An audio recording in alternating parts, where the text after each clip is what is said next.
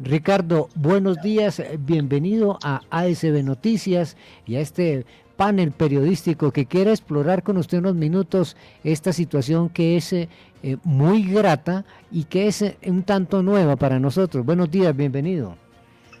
Germán René, ¿cómo está usted? Un saludo desde Lima para toda Colombia. Y sí, exactamente, hoy Lima tiene un amanecer y en realidad todo el Perú de alegría, de gozo y de mucho regocijo por la elección de Monseñor Robert Prevost Martínez como el nuevo Papa, convertido hoy ya en León XIV y quien, como sabemos, acaba de oficiar su primera misa en el Vaticano, en la Capilla Sixtina, justamente ante los 132 cardenales que lo ungieron ayer como nuevo Santo Padre.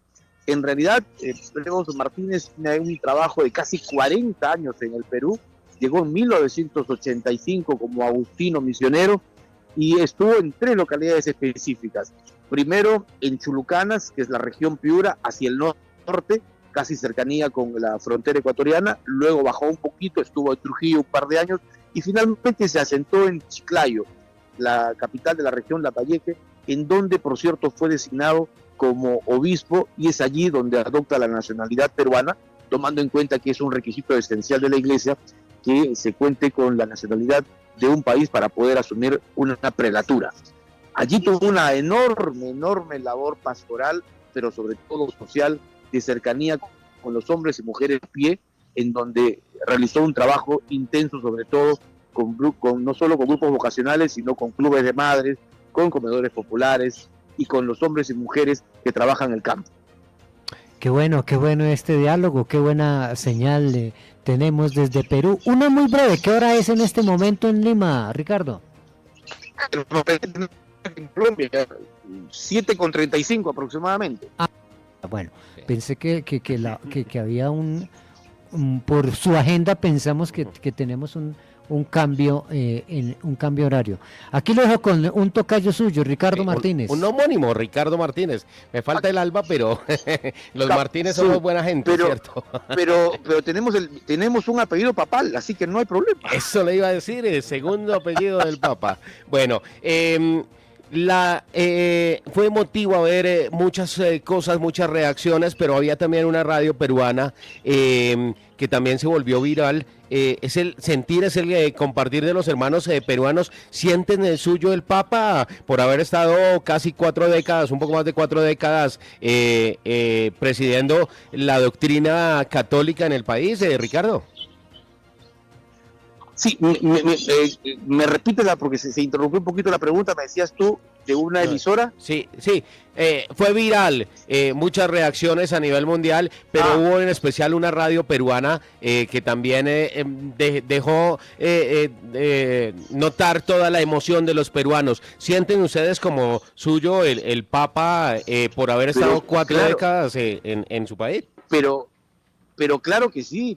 Aquí el Perú vibró de emoción cuando primero conocimos el nombre, cuando el prodiácono anuncia desde el balcón de la Plaza de San Pedro el nombre de Monseñor Robert Prevost, porque pues conocíamos de su trabajo pastoral en el Perú, fue incluso vicepresidente de la Conferencia Episcopal Peruana, y cuando sobre todo la gente vibró de emoción y muchos llegaron incluso hasta las lágrimas cuando hace un alto, rompe ese protocolo estricto del Vaticano y deja de hablar en latín.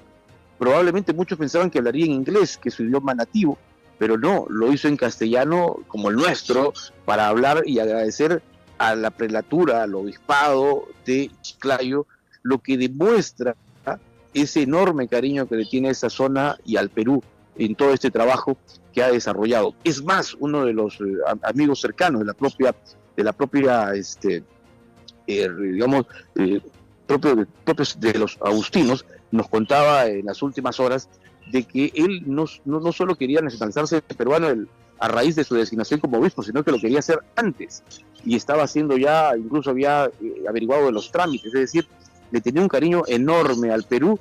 Es más, hemos encontrado dentro de la biografía, dentro de las redes sociales de sus amigos, fotografías del Papa de hace 10, 15, 20 años, por ejemplo, comiendo el tradicional ceviche, es el plato principal sirviéndose cabrito. Aquí una de las comidas principales en Chiclayo es los frijoles con cabrito, sirviéndose él mismo y preparando en la cocina, es decir, socorriendo a los niños y a los damnificados en el fenómeno del niño, que afectó hace incluso el 2022 en el Perú, que fue una de las fotografías más recientes que tiene, él con las botas y con el agua, el agua que estaba estancada, inundada hasta las rodillas, es decir, esa es la imagen de un hombre que era tal cual o tan simple y sencillo como cualquiera de nosotros, y que justamente hoy está convertido en el nuevo Papa.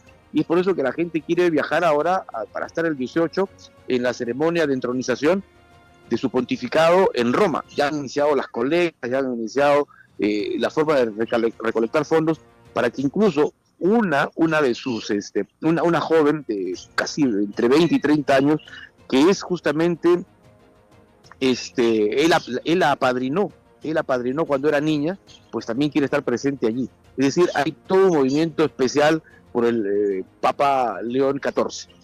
Qué bonitos recuerdos y qué buena iniciativa, qué buena iniciativa. Integramos al occidente del país en esta conversación internacional con la doble presencia que tenemos aquí en Colombia, a Andrés Muñoz. Gracias, Germán.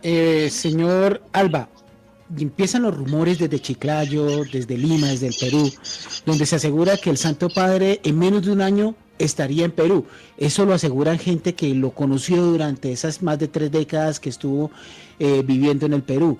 ¿Ustedes ya sienten algo, saben algo precisamente de una posible visita próximamente del Santo Padre? Oficialmente no hay nada, Andrés, pero lo que sí es un clamor de los peruanos, el que esté aquí, que sea el Perú el primer país que pueda visitar dentro de su seguramente gira inicial que tendrá de viajes. Un vaticanista, o bueno, varios vaticanistas que hemos conversado en las últimas horas, decían que ese es el rumor fuerte que hay en la Santa Sede, ¿no? De que el Perú y especialmente Chiclayo va a ser la ciudad elegida. Probablemente el avión papal no llega a Lima, probablemente se va al aeropuerto de Chiclayo y tiene ese como su primer punto. Pero claro, los peruanos esperamos con mucho agrado, con mucha expectativa, la presencia del Papa aquí en tierras peruanas y probablemente en tierras sudamericanas, ¿no? Porque empiezan también a reclamarlo de varios países que quieren tener al representante de Pedro en su país. Sí, señor. Aquí también debería venir. Son las 7 de la mañana, 39 minutos. Alejandro Cortés. Ricardo, para conocer un poco más la misión o la experiencia del nuevo Papa León XIV, cuando estuvo en Chiclayo, que por lo que vimos ayer le tiene un gran aprecio, ¿cuál fueron las principales problemáticas en las que él trabajó? Sabemos que es muy cercano a la comunidad, es un líder que no, digamos que no se separa principalmente del problema, sino que lo enfrenta, y pues queríamos saber exactamente cuáles son las principales problemáticas de Chiclayo en las que él trabajó en ese momento. Mira, hay varios temas. Por ejemplo, el tema del agro, en donde en muchos casos los campesinos, los hombres y mujeres del campo trabajan más de las horas debidas y cobran salarios bajos. El tema laboral fue uno de los que él proyectó durante su labor, ¿no? A tal punto que participó de varias de las reuniones que se tenían entre trabajadores y entre los propietarios de las tierras. El tema educativo con los jóvenes, allí también tuvo mucho interés, a tal punto que también las iglesias donde él estuvo trabajando en Chiclayo y en el norte sirvieron de albergue para capacitar, para educar a los menores. Y otro tema es el de la alimentación, que es uno de los problemas también que tiene Chiclayo, donde impulsó mucho los comedores populares y los clubes de madres para, digamos, lograr la alimentación.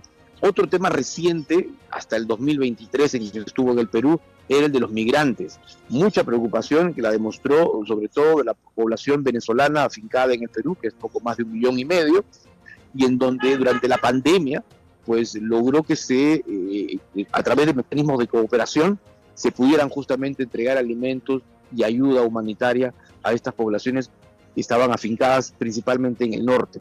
Y digamos, sobre eso basó justamente su trabajo, a lo que se suma la labor pastoral, ¿no? Sobre todo con las jóvenes, con los laicos, con quienes se reunía diariamente y cada fin de semana, y es más, las fotografías muestran de reuniones en las casas de un hombre que pareciera que para muchos, que lo conocen desde la iglesia, callado, mesurado, pero que se soltaba en una reunión, que hablaba, que se alegraba, que compartía en fotografías y que le ponía un poquito de ánimo, de chispa, como decimos los peruanos, a cada reunión.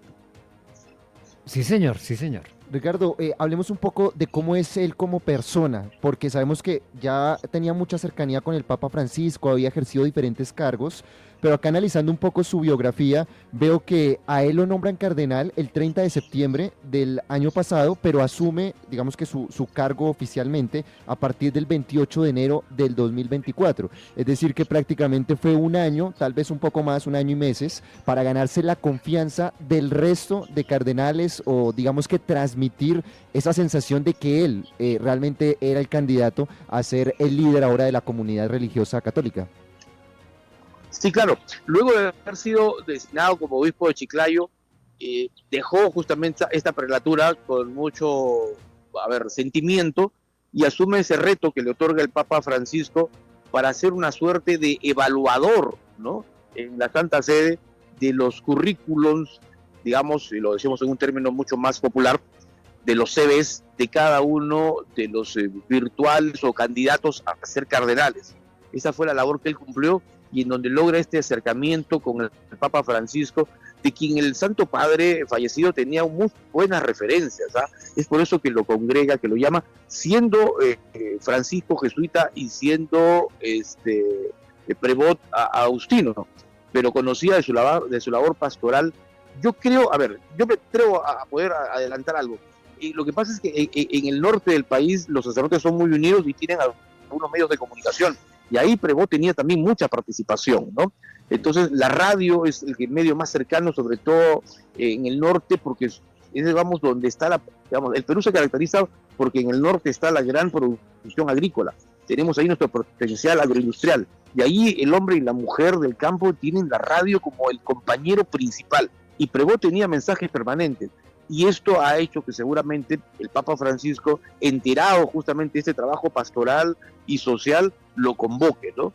Y además, era un hombre, o es un hombre muy inteligente, León XIV, es un hombre muy preparado, domina varios idiomas, además, y entiendo que eso hace que vaya ganándose la confianza de Francisco, que en algunas ocasiones lo llamaba, se reunían y luego retornaba al Perú, para luego ya afincarse en el Vaticano y cumplir esta misión. Sí. Pues mire, Ricardo, a las 7 de la mañana, 44 minutos, aquí en Bogotá, en Colombia, en la misma hora ya le decimos gracias por este cálido acercamiento a través de un periodista como usted a lo que sembró el hoy Papa ahí en la República Peruana.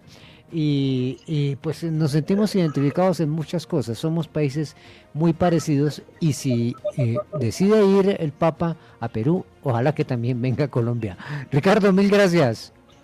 Ojalá esté aquí lo antes posible el Santo Padre. Lo que sí se sabe es que ya el domingo 18 de mayo lo tendremos en la ceremonia de entronización. Entiendo que ahí va a tener su primera conferencia de prensa y probablemente ahí conozcamos de su labor y su eventual viaje al Perú y probablemente a Sudamérica. Muchísimas gracias, un gusto y un saludo para toda Colombia.